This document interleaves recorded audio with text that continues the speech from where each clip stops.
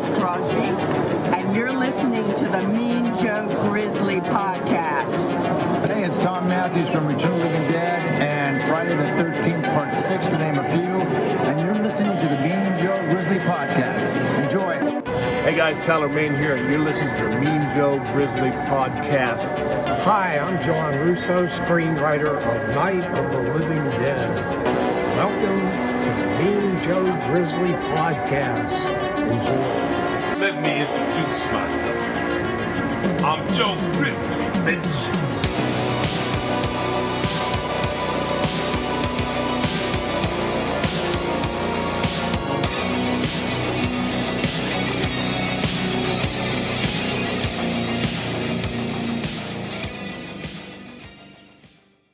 What up, Mean Militia? I'm Mean Joe Grizzly, and when I'm not trying to awkwardly navigate a weekend getaway with a psychopathic couple, trying to replace my youth with a black market drug, or being brainwashed by my mentally ill mother, I'm at the Grizzly Cave, watching movies, reading comics, listening to metal, and of course, crushing beers.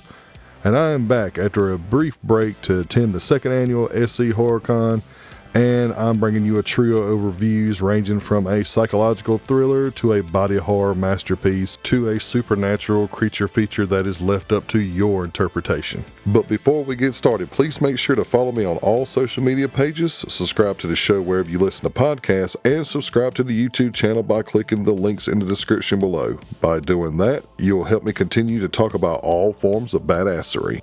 So let's get started with Speak No Evil. This is Grizzly Grade Reviews.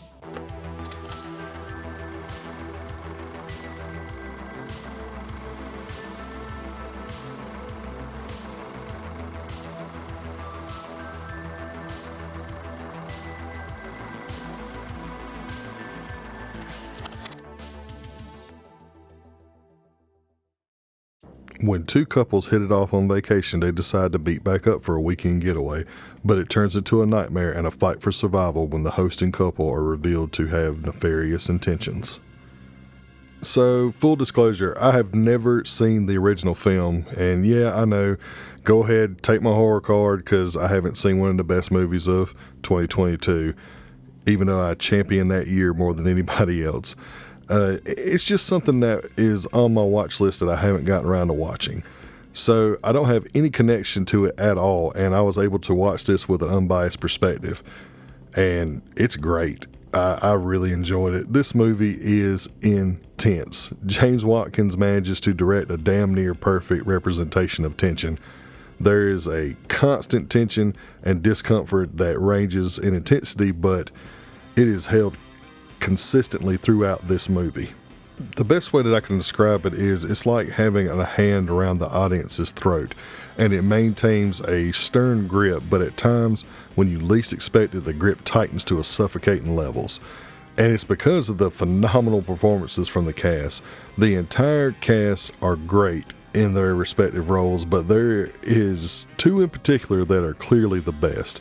Mackenzie Davis plays the character of Louise Dalton and is essentially the lead, and in the beginning she comes off as a woman who has not only attempted to step out on her husband and is bitter because she got caught, but she also just comes off as a snobby bitch. And honestly, I strongly disliked her character in the very beginning. She was just a wet blanket and really coming off as a terrible person. But then as the first act ends, you start to see that she's actually the voice of reason and the smart one in the couple. The entire time that they're engaged with this other couple, she sees right through their bullshit, and for the most part, is constantly vigilant. Especially when things begin to pop off, she rises to the occasion and becomes the badass that she needs to be in order to survive. And then there's the best performance of the film, and one of the best performances of this year, in my opinion, and that's James McAvoy's Patty. My God, this guy is incredible. The way that he toggles between this great caring dude to disturbing awkwardness to completely unhinged madman is a sight to behold. And it's not the first time we've seen him do this. We've seen him do it as the Horde in Split, But this seems like he perfected that technique, and now he's teaching like master classes. And not only is he super intimidating on a psychological level, but also on a physical one too. He is jacked. Like, so when he's like losing it and going after this couple, he is ruthless and scary as fuck. And even though these two give these phenomenal performances, I believe that the writing and the structure of the story definitely sets them up for success. The movie is written very well, and the majority of the time offers these believable scenarios and even explanations to keep the story going, with mostly not forcing the audience to suspend disbelief. Because just like most of the people watching, you think that there is no way in hell I would allow myself to be put in this situation, but they end up making it convincing most of the time. But there was a few things that I had problems with. One goes back to the last thing I said. I do think that the vast majority of scenarios that were very believable, but there were a couple in particular that to me would not only make someone stupid as hell to go along with, but I would question them as fit parents. The movie, although is incredibly tense, it's also a slow burn, and that by nature is going to turn some people off. Even though I'm not in that category, I can see how some people feeling the movie takes forever to get going.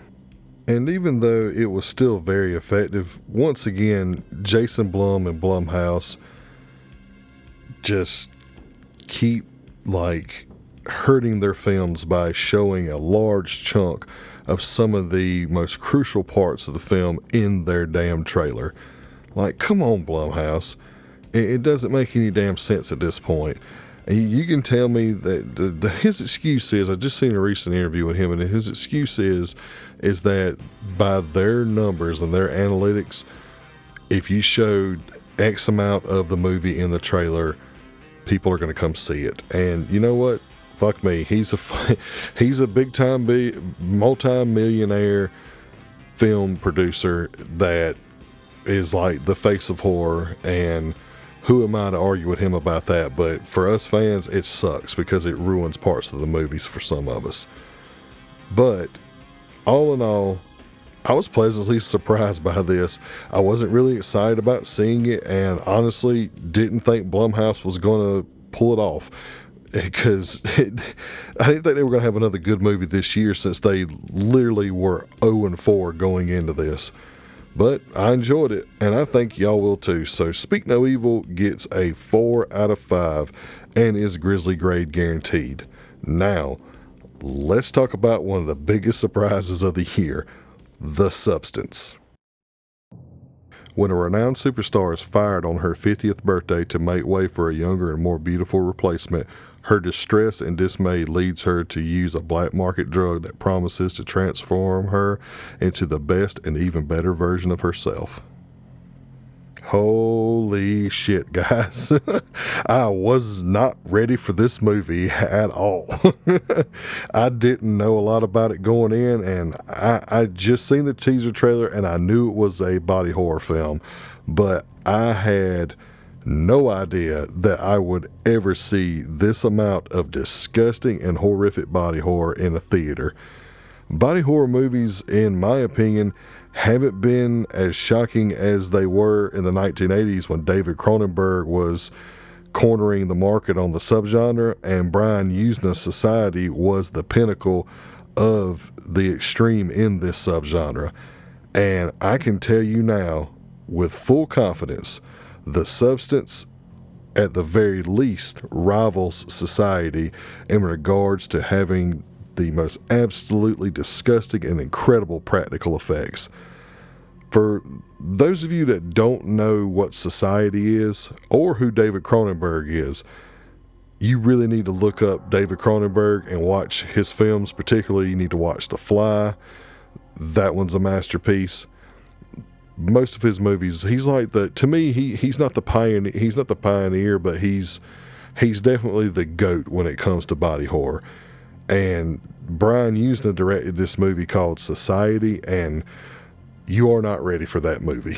When you go in and you watch this movie, you are going to be disgusted, and you're going to be sitting in your wherever you're watching this movie at, and you're going to be sitting there at the end of that movie, and you're going to think that you're a horrible person because this movie is fucking sick, and the substance at the very least rivals that disgusting amount of just body horror, and it's just fucking gross. It really feels like director Coralie Faja took a class straight from Cronenberg himself, because she executed it to perfection. And we might be witnessing the rise of a new horror directing icon, because this is only her second feature film, with the first being the rape revenge film titled Revenge, and both of these are good. They're both great.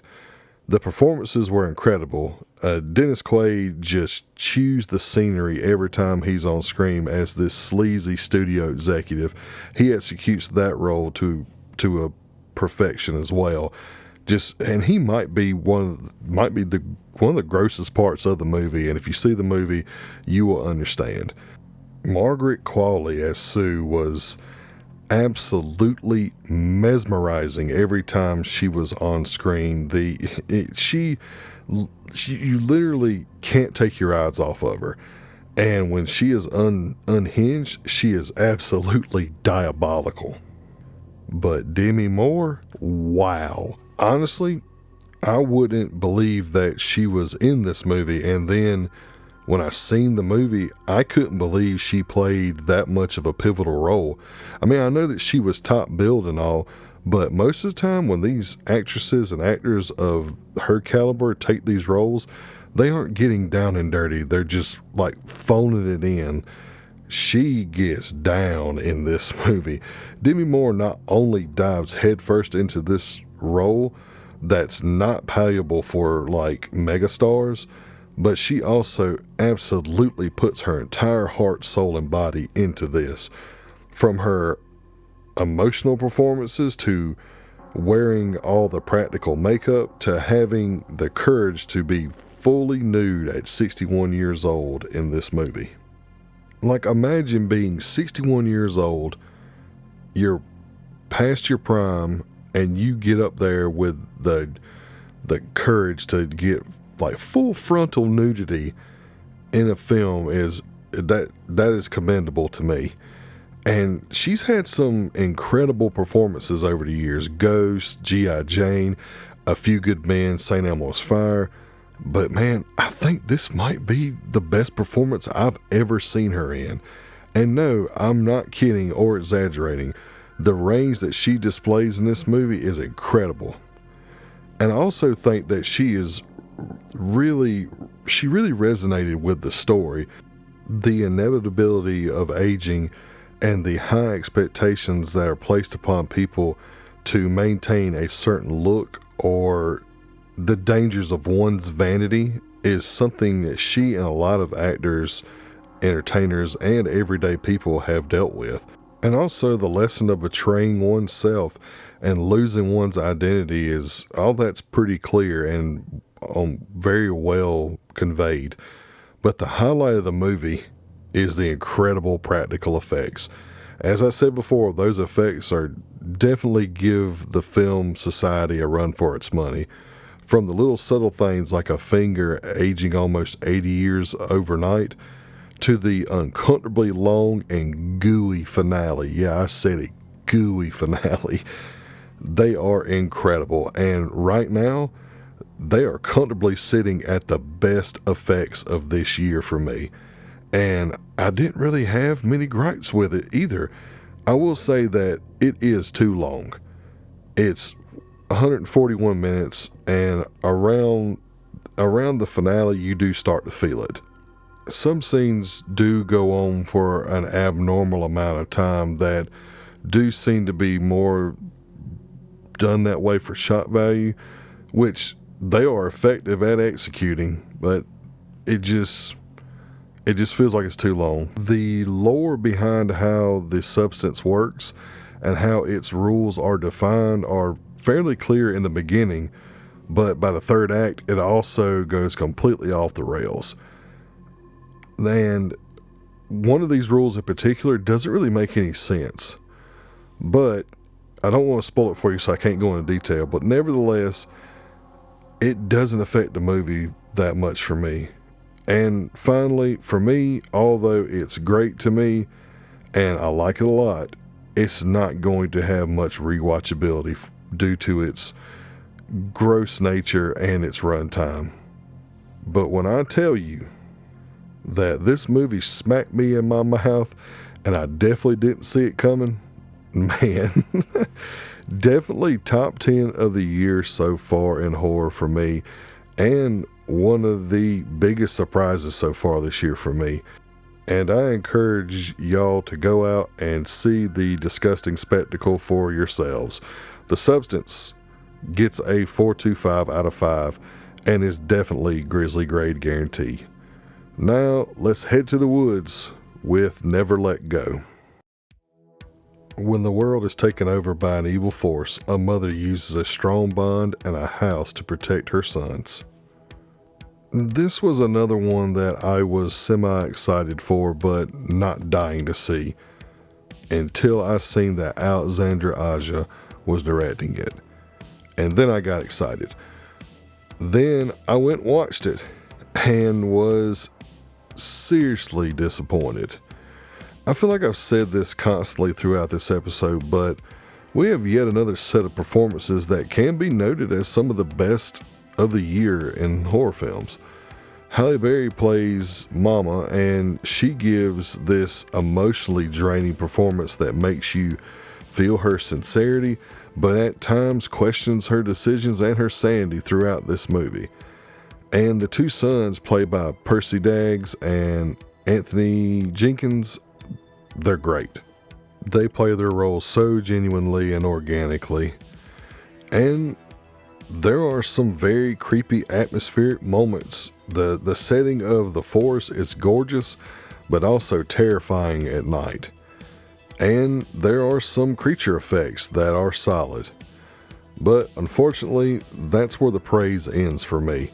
The bulk of my frustration with this film is with the contradictory writing and the incredible amount of plot that is left up to interpretation. Now, I want to make it clear that the art of interpretation isn't lost on me, and I appreciate it when it's done correctly. I just don't feel like this did it correctly. Now, what I'm about to say is spoilery, so spoiler alert. But at one point in the film, one of the sons begins to question the truth behind the evil and whether or not the world truly ended. And the evil itself isn't even confirmed that if it's legit or if the mother is just crazy. Then the moment that you think it's all figured out and the evil isn't real, but then it comes back. And it's not as clever of a twist as it needs to be. And in fact, it's a type of twist that actually almost identical to the M. Night Shyamalan movie The Village. And yeah, you heard me. Its only difference is in the scale is smaller. Also, the lore of the evil, its origin, the reason for the rope, and the power within the wood of the house, all that is left too ambiguous. I don't need to know all the info, but I need it to make sense. And the messages also within the film are loud and clear, but they contradict each other as well. And lastly, I found the movie to be incredibly boring throughout. And for me, that's like the ultimate sin. And I mean, I wish I would have liked this film, and I don't hate it. I love all of Alexandra Aja's films until this. He was undefeated to me, but they can't all be home runs. So I know this review is very short, but that's really all I have to say about the movie. It's nothing that I really want to deep dive into. I was very disappointed, and here's the reasons why. And I know normally I go way more in depth in it, but The movie kind of pissed me off a little bit, to be honest with you. And, but maybe you'll like it. So go check it out if you want. But for me, Never Let Go gets a 2.75 out of 5, and it is not Grizzly grade guaranteed. And that does it for another episode. Make sure you click the links in the description and subscribe to the show wherever you listen to podcasts, and also follow the YouTube channel so you don't miss any of the content I'm bringing your way. Also, make sure you check out Carl Casey at Whitebat Audio. He is a synthwave master, and his music is being used throughout each episode, so check him out on Apple Music, Spotify, and YouTube. I think there's another movie coming out this week. I'm not quite sure. I might be doing, I might not, depending on what it is. At the top of my head, I can't remember now. But I do know the next big release is Joker Follow Your Ducks, which sounds like I just said Joker Follow Your Ducks, because I don't know what the fuck it's called. But Joker 2 is next. That's the next big one. So stay tuned for that review. And then we're officially in October, and we got the conclusion to The Crow coming up on the Grizzly Guide. And then hopefully, if time permitted, I should be getting out some other stuff. So, and there are other projects that I want to get to before I start a new Grizzly Guide. So hopefully I can get those done so y'all can have some new content. I also want to thank y'all for being patient on these reviews getting put out, because we took that little break last week to go to SC HorrorCon. We had an absolute blast, me and my wife.